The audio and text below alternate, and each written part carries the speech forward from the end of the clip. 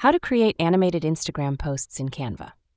Hey guys, in today's video, I'm going to show you how to create an animated Instagram post using Canva. So make sure to watch this video till the end, and let's get started. So beginning with, the first thing you need to do is open your Chrome browser. Make sure you're logged into your Google account, then go to the URL bar and type canva.com.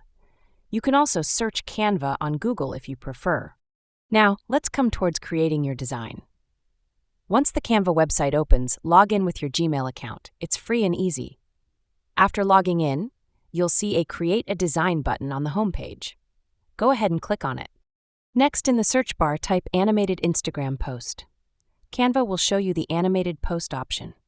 Click on it to open the editor. After that, you'll see hundreds of free animated templates that Canva provides. These templates are fully customizable and perfect for creating eye-catching Instagram posts. Now search for a theme you want. For example, type pet in the search bar and Canva will show you several cool and unique animated templates. Select any template you like. Once the template opens, you can start customizing it.